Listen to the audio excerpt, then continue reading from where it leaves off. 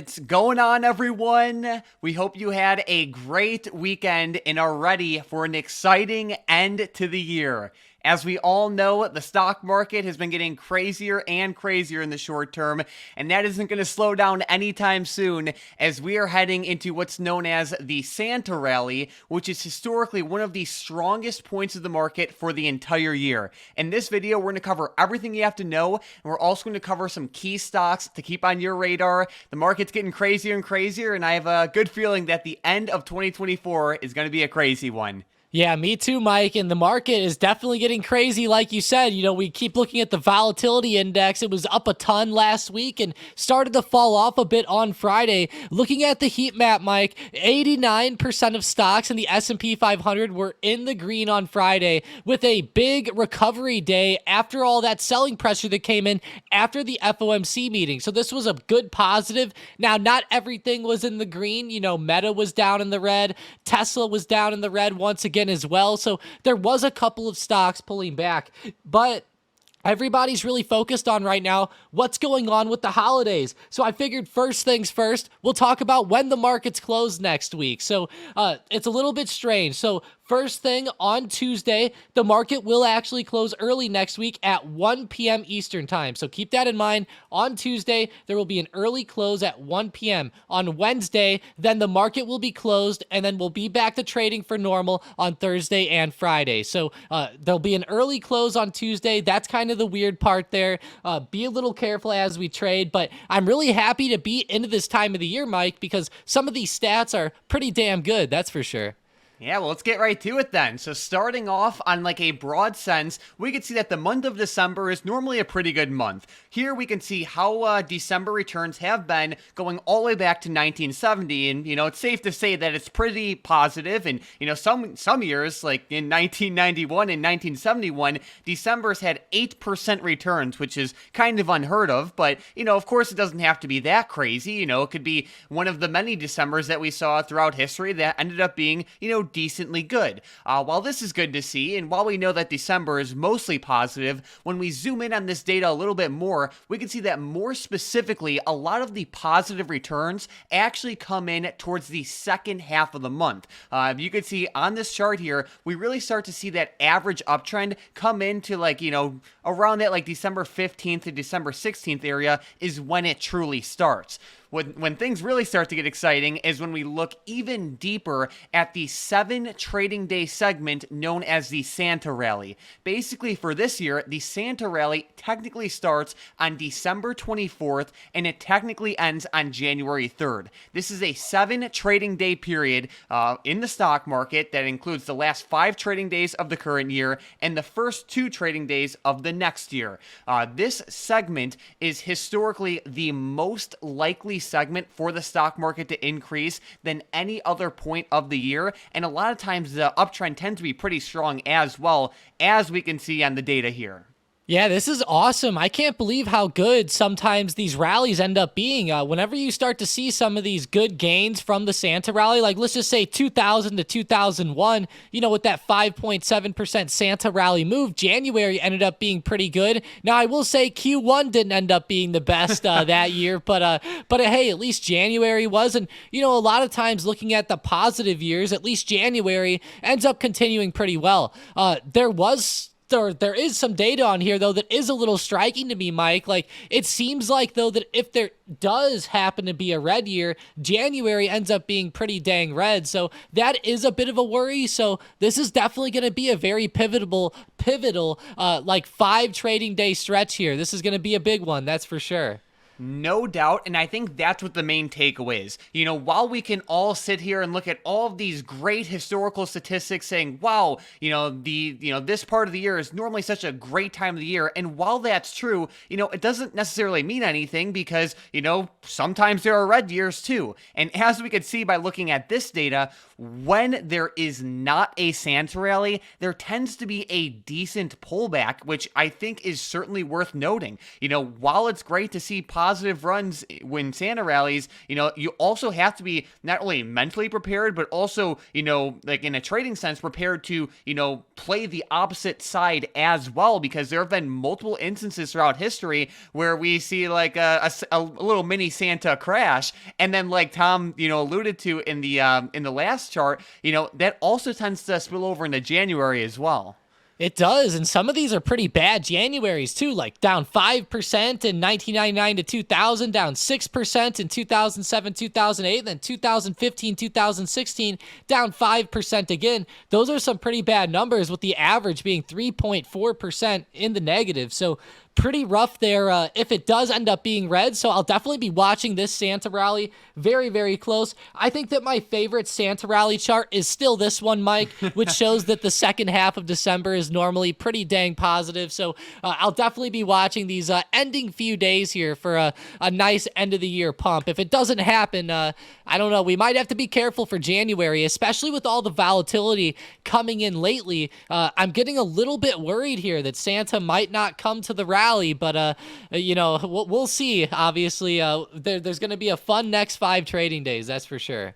I'm happy that we're set for a volatile end to the year, because there'd be kind of like nothing worse than if the market just did absolutely nothing during this time on average, because then it's like you can't really, like, it's just like it's harder to trade both directions. But either way, I think we should have a lot of good trading opportunities over this next week or so, especially for those who are willing to adapt. So that's very exciting. But talking more specifically about some of the, craziest moving stocks in the short term, of course, Tesla is still on everyone's radar right now. They've had a historic run ever since the election. But Tom, these past few trading days have been, I don't want to say a little bit scary, because Tesla's still up so much over like the past couple of weeks and months, but there's definitely been a respectable pullback.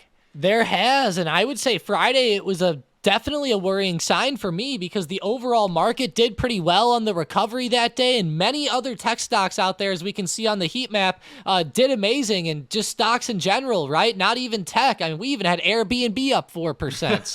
So there's like lots of good movement out here, and Tesla was definitely a lagger there. So looking at Tesla a little bit closer, going to the hourly chart, I did notice that they were in a bit of a downtrend that did start to kind of break in the short term, and there does seem to be a little base forming pretty close to this 420 support. If I start to see this area give out next week, it's going to be a big worry though. Like I said, this like 420 to 416 support is definitely going to be pretty crucial. You can tell this has been a pretty big support range in the past. So definitely have this area on watch for Tesla this week. It's going to be a big one to hold. Yeah, and I'm very glad you brought that up, because I do think how the stock reacts based off that level will have a big impact on how this stock moves in the short term. That area of support is critical, and if we see a break below that, it's really going to hurt like a lot of short-term positioning and sentiment with the stock. At the same time, if it can like hold and respect this level in a strong way, it's not unreasonable to see like another pop-up in the short term, but it will need to really build upon its already existing bullish momentum if it does want a true shot at seeing like a strong uptrend to end the year. But either way, this stock will be important in the short term, and as we all know, big tech stocks like Tesla also have a big impact on the market as a whole. But another stock that has certainly a lot of eyes on it is Palantir, and as we know, this one has been rocketing over the past year, and it is a beautiful, beautiful sight to see. And this one had a great day on Friday as it popped up by 8.5%, and it's getting closer to its all-time high again. It definitely is, and people were really waiting for Palantir to break above this resistance last week around $77 to $78. It ended up roaring past it on Friday, even breaking $80 towards the end of the day, but the all-time high is up very close, like $82.75 to $83. So I will definitely be watching for an all-time high push or a break this week, but either way, Palantir has to be on the radar, Mike. It's so close to the all-time highs again, and it just continues to show its strength. Every time I think that it starts to get really choppy or like it's going to finally have a big downturn, it surprises me and roars right back into the heavens. Yeah, it's a strong one, but either way, keep this one close on watch. We all know how crazy Palantir has been this year, and clearly it's not. It's going for that retest of the all-time high again. So keep it close on the radar. If we do see like more strong momentum with it, it will be a good sign that it can offer like some scalping opportunities. But seriously, keep a very close eye on that like $82.75 area as resistance, which is right where the all-time high is. But another thing to keep close on the radar is what's going on with Bitcoin. So Bitcoin has been in pullback mode in the short term. It wasn't too positive over the weekend as it's back around that like 95.6 thousand mark. And, you know, it's slowing down a little bit, but nothing like crazy worrying, at least right now. Yeah, I think it's actually a pretty positive sign that it's still above the lows from last week, which is good at least. And there is a pretty decent support right here on Bitcoin where it's holding like right around 95,500. If it keeps holding this, I think that'll be a positive sign. If we do start to see like a bigger drop down under this range, I will start to be worried that we might come down to test the lows from last week with Bitcoin. But overall, it's going to consolidate. You know, it had a pretty good pullback last week, so we have to expect at least a little bit of consolidation. It might not just rip straight back to the upside, of course. And I was looking at a couple other of the cryptos over the weekend, like XRP, Doge. I was even looking at Shiba over the weekend as well. Some of my uncles at some of the holiday parties were talking with me about them, and I noticed that they hadn't really moved all that much this time. So nothing too much here over the weekend with Bitcoin, but hopefully this week heading into the new year, we can test that 100K mark again. It's still pretty dang close. Yep. All right. Well, as always, keep a close eye on the crypto side of things. There's a lot of crazy movement, and I know there's a lot of people, you know, watching cryptos very closely right now for multiple reasons. And, you know, in general, if we did see like, you know, market strength, you know, of course, with the S&P 500 and some of these recent, you know, or hot tech stocks, you know, that would definitely help the sentiment in the crypto market as well. So keep it on watch. But one thing that I thought was pretty exciting to see is that Apple actually broke past its own all-time high on Friday, and you know this one's been surprisingly strong to end the year. Yeah, that is surprising with Apple. Tim Cook coming in, printing the iPhones, right? The iPhones have been, I think, going under the radar, at least in the stock world, right? AAPL still doing very well on the year. I know it might not be up as much as some other stocks are. They were actually lagging for a little bit last year, but they ended up pulling through and having a great end here. So overall, great stuff by Apple. I love that recent high break around 254, and they're holding well above 255. I would say if they keep holding 255 into Monday morning, that's going to be a great sign, and I'll just keep looking for more good pressure on its high of day. You can go to Apple from Friday, Mike, and it's a great example of putting pressure on its highs, and if you're looking for a good bullish example, you can't really go wrong here. There we go. All right, Tom. Well, as we all know, everyone has their eyes glued to SPY right now. It's still very close to all-time highs, and it certainly was a little bit scary last week with that Powell FOMC event. What are the key levels to keep on the radar right now, and what are you seeing? Yeah, so there's a couple things that I'm watching for here with the SPY, Mike, and they're not really too positive this week. But with the first thing, I am watching resistance very closely here around 595 to 596. This is going to be a big area, and this whole range between 593 and 596 has actually held up as good resistance multiple times over the past couple of weeks. So I will be watching this whole entire range as good resistance. If SPY cannot get back above this range and hold above it, I'm going to become a little bit more bearish, and I'll start to look at some of the lows from last week, more specifically the 584 support and low from Wednesday, and then of course I'll be watching for 580, which was like I would say the official low of week on Friday, which happened in pre-market. So I will be watching for those areas coming up as support, and if we do see a good rip up above that range, right around 593 to 596, like I said, the main thing I'll be looking for with SPY is, are we going to be posting a lower high or not? A lot of people will be looking for the Santa rally, so we might end up ripping up, but the $600 resistance will definitely be an area where I watch for a possible lower high to form. Yeah, and keep in mind that $600 area is a major psychological level as well. But shifting over into the economic schedule and events for the week, we can see on the economic schedule, it is pretty clear. We have some durable goods data set to come in on Tuesday, 1 hour before open, but I don't really think anyone cares about this too much. And then we also have some ISM data set to release 30 minutes after open on Friday, January 3rd. So pretty clear schedule, which is good to see. Shifting over onto the earnings front, it is a ghost town. So no earnings all week long, which I think is actually a really good thing because the market is just moving in like a way that is certainly more volatile and different than we've seen in recent history. And I'd hate for like earnings to like kind of mess that up. So we don't really have any earnings for like 2 weeks, which is pretty crazy. Yeah, at least nothing notable, right? So this is going to be a fun next couple weeks. We can just focus on the Santa rally and the beginning of the new year. But it looks like as we get into the middle of January, the season will be kicking back off again as we see those banks down there. So we're not going to have a very big, I would say, slowdown in the earnings. So definitely be ready in a couple weeks with those. But I'm kind of glad, Mike, because we've been having so many earnings and so many insane moves and reactions from said earnings that I'm actually happy that we're just going to be able to focus on just some normal price action here, and we don't necessarily have to wake up every day and expect a big gap up or gap down. Exactly. All right, Tom, well, let's get right to some setups and predictions then. A stock that is definitely on my radar is ticker symbol SMH. Essentially, this follows a bunch of chip stocks, and I'm seeing increased weakness in this area of the market right now. Whether you look at stocks like NVIDIA or ARM or AMD, aka Advanced Money Destroyer, or many of the other chip stocks, they've definitely been relatively weak in the short term, and I definitely do see that is like an increasing like trend in the market. I feel like we're seeing more and more attention flow to other areas of the market right now, especially stocks like Tesla, Palantir, some of the cryptos, and of course some recent bearish bets as well. So either way, SMH is definitely on my bearish radar going forward. This is not something where I expect to drop by 10% tomorrow. It's more so something I'm expecting to trend downwards over like the next couple of weeks or so.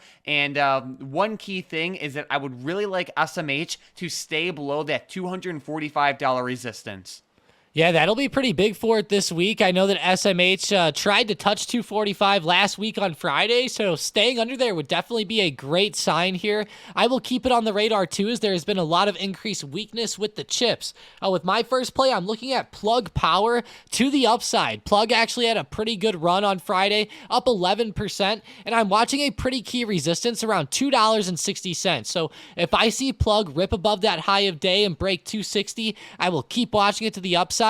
The thing I really think is cool about Plug, now this doesn't necessarily make a good case for Friday because the whole market ripped up too, but it has negative correlation to SPY. So you don't necessarily need the SPY to run for Plug to also run up. So I do like that about Plug, and I'll be watching it to the upside this week. All right, sounds good. Another stock that is close on watch is SoundHound, which is SOUN. Basically, SOUN has been one of the craziest moving stocks in the short term, as it has basically went from $6 a share all the way up to $24 a share just over like the past like couple of months or so. There's been a lot of AI hype with this one, and while it is extremely volatile still, and while it had a good day on Friday, I'm definitely getting skeptical here. The stock has been running up for some time now.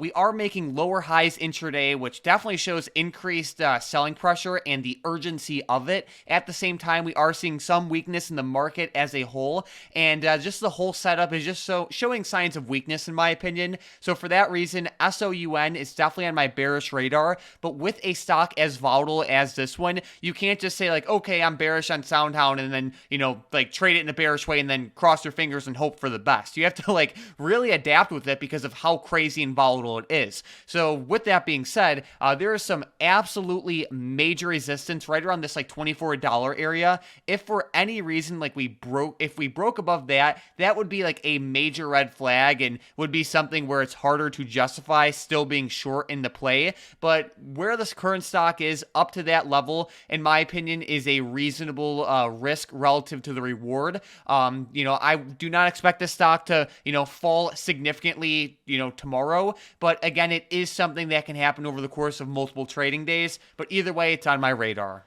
Yeah, I'll be watching for like a possible lower high to form on this one, Mike. I could definitely see it. Like you said, if it ends up breaking above like 24, then obviously we might have to adjust a little bit in the short term. But overall, I do like the setup. With my next play, I'm looking at Palantir to the upside, and we have a book map on Palantir. Palantir ripped above 80, which I thought was a great sign, and I think that Palantir could come up to retest this all-time high right around 82.75 to 83. Now, I have a couple cool things to show here on the book map here. On Friday, there was 448,000 shares at that $80 mark, and Palantir ended up ripping above that. So with that $80 break, I'm going to keep watching it up. And in the short term, there's an $82 resistance like we talked about, and the all-time highs right around 82.75. So if we're able to really break out above this range, there could be a huge upside play on Palantir as it pops up on everyone's radars and screeners, and the all-time high alerts go off. I think a lot of people would start to rush into this one. So definitely watch it for a possible all-time high break or even a short scalp into the all-time high. But nonetheless, if that all-time high breaks, that's definitely what's on watch. And shout out the book map here for the X-ray vision. I love being able to see where you can see these big stacks of 100,000 plus shares at. If you have not tried Bookmap already, I don't know what to tell you. Honestly, it's seriously X-ray vision for the stock market. Check it out. It shows you exactly where the buyers and sellers are at, and I think it says a lot how we have some heavy sell walls overhead with Palantir. If you're interested, it'll be that first link in the description and the comments down below. Besides that, Tom, let's jump right into today's momentum plays. And with the first one, we have OKLO to the upside. Yeah, there was a lot of good recoveries on Friday. If OKLO can break its high from last week, right around $23, keep watching it up. All right, with the next one, we have Lucid also to the upside, and this one's slowly coming back from the dead. It is, and it broke above $3. So if it holds above $3 and re-breaks back above $3.15, then watch for another upside move with Lucid. All right, and then with the last one, we have Asana to the downside. Yeah, poor Asana did not get that positivity coming in Friday and was very weak compared to a lot of the other growth stocks. If it re-breaks under 21.35, then keep watching them back down. All right, so we have Asana on watch for a downside move, and then we have Lucid and Oklo on watch for upside moves. These three stocks are momentum-style setups where they're only potential trades if they break the levels listed. The stronger and more consistent these stocks move, the better these setups become. With volatile stocks like these ones, you have to be more than happy to adjust and flow with the trend changes as they happen. They move in crazy ways. They're great for trading, but you have to protect yourself and manage your risk as is necessary with any other type of trade. So definitely keep them on watch. And besides that, Tom, it is now about that time for today's $545,000 big money trade. And we are looking at ticker symbol WULF, TeraWulf. This stock has had a crazy 2024, and the big money bought the 9 strike call options that expire on March 21st of 2025. This is a $545,000 trade that is certainly a high-risk, high-reward setup. Basically, the big money here is buying this recent dip, hoping for a breakout by March. With a setup like this one, given that the option is far out of the money, it has a much lower chance than usual of expiring in the money and like doing good. But if it does do good, it can do pretty dang good given the recent dip and how far out of the money the option is. With that being said, again, high risk, high reward setup, and the more positivity that we see in the crypto market, the better for this one. And of course, the sooner this one can retest like at least like that $8 to like $8.50 area, the better. Yeah, that'd be awesome in the short term. And Wolf is kind of really stuck in a big range recently. You know, it's been very slow on the daily. I know it had a great year this year, but over the past couple months, it's been kind of stuck in this big range, and I'm really waiting for like either a bigger break up and out or down and out of the range. So, I will be watching this support around like $6.40 to $6.50 very closely as well. There's been some good bounces there, and it tried to bounce there a little bit on Friday. So if it keeps holding that, that'd be a great sign in the short term. But I like the play quite a bit, Mike. Wolf has been on a pretty good uptrend, and generally whenever it's pulled back along the way, it started to re-break back out on like a nice stair step type of pattern. So I will be watching for that support to keep holding here in the short term. All right, so either way, keep this one close on watch going forward. But before we continue on, we have to give a giant shout out to today's member of the day, Geezerby, in the Stocked Up Discord. They had a great post in the profits channel, basically showing us some nice profits with some SPY put options. But what I liked more than anything else is that he said, feels good to follow your rules and chart successfully. And he also posted some nice screenshots there as well. Having a plan and following your rules is crucial for success over the long term. We have a bunch of great free information in the Key Lessons channel. Definitely check it out to learn to trade in a smarter, better way. But we are set for a very exciting end to the year. Regardless, there is a lot going on in the market right now. Of course, the Santa rally is trying to get going pretty soon. If you guys are new to the Stocked Up YouTube channel, consider obliterating that subscribe button to get our videos recommended to you more often. We show charts that you'd never otherwise see, like the many we showed in today's video, but we also cover big money trades, important news, events, earnings, and things to keep on your radar. It takes us hours to make these videos, and we try to have every video in like the 20 to 25 minute range. Feel free to join the Stocked Up crew, and you'll get our videos recommended to you more often. But we are set for a very exciting end to the year. Again, there's a lot going on, and if you haven't tried out Bookmap already, definitely check it out. It is one of the coolest trading platforms you'll ever see. It shows exactly where key buy and sell orders are lined up, which act as some of the strongest support and resistance and just pivotal levels out there. You can save using the link in the description and the comments down below, as Stocked Up viewers get a special offer. But besides that, thank you all so much for watching, and let's crush it in the market this week.